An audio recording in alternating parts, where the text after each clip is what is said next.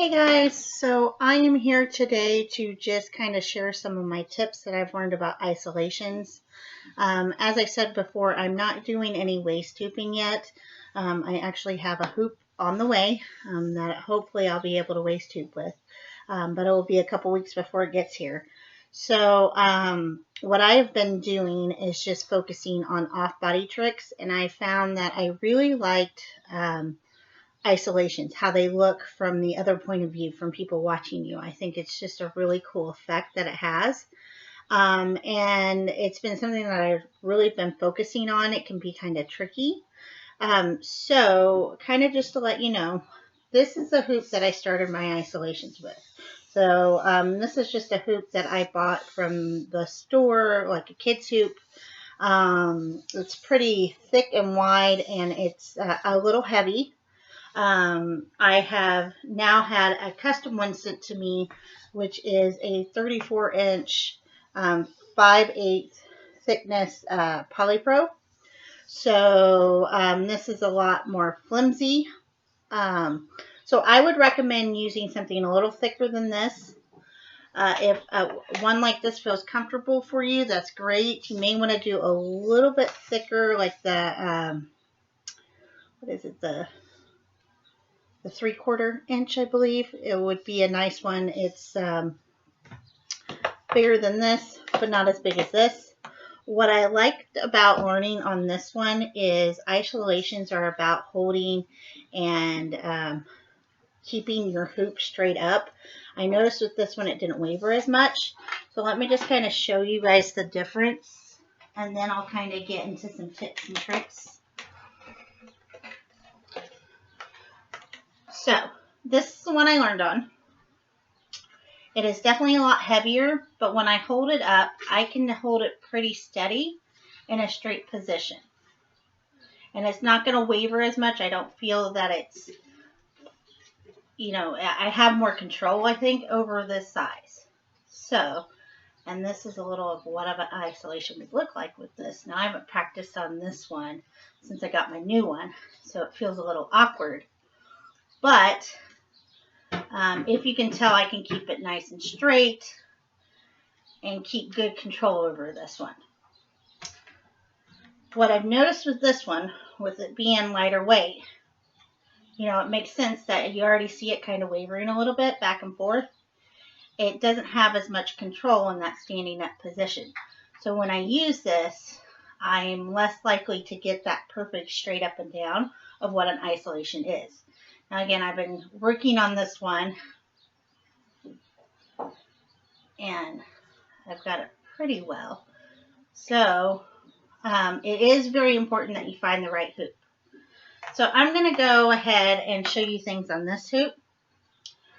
So the first thing that you need to understand is the concept of an isolation, which is exactly kind of what the name says, is it's isolating it into one plane or one position. Now, the cool thing about this is the appearance of the hoop is moving, because it is, but it looks like it's moving and spinning is the effect of it.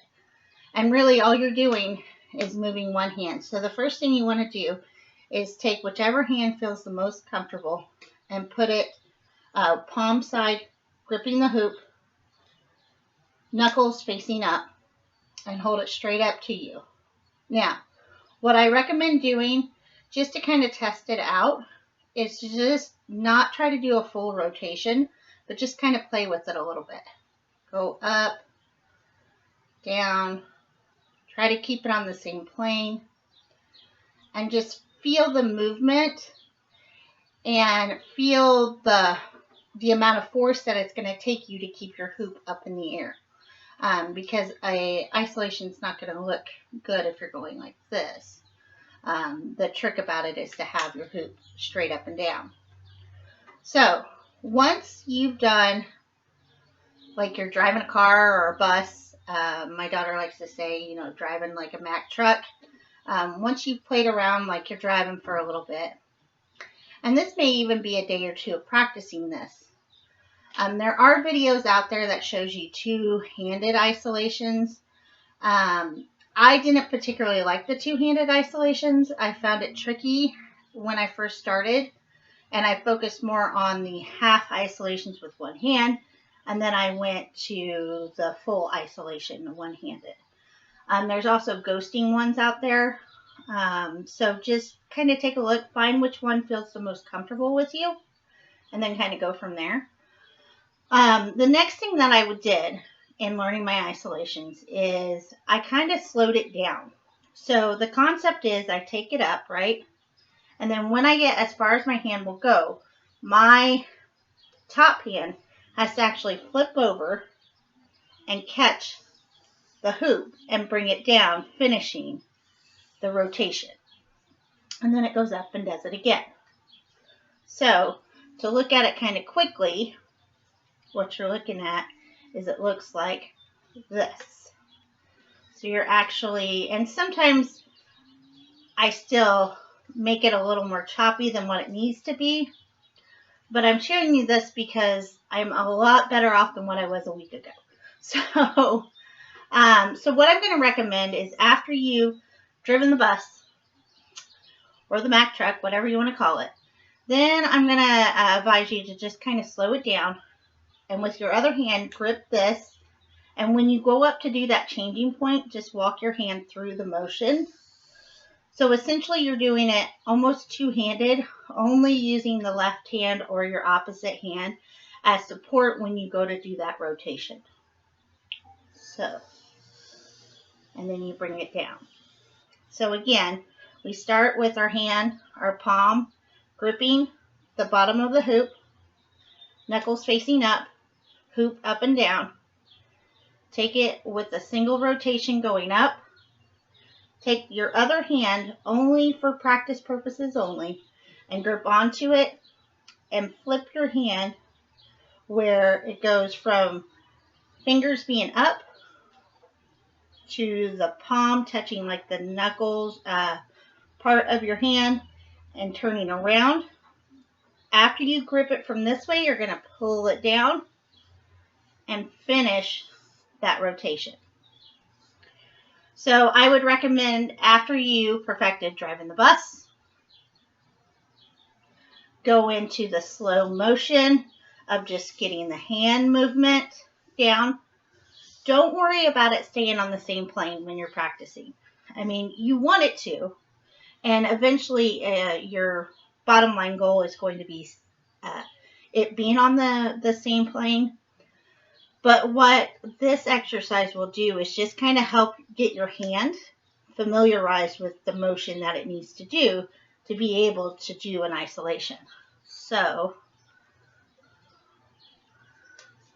where it kind of just goes like this.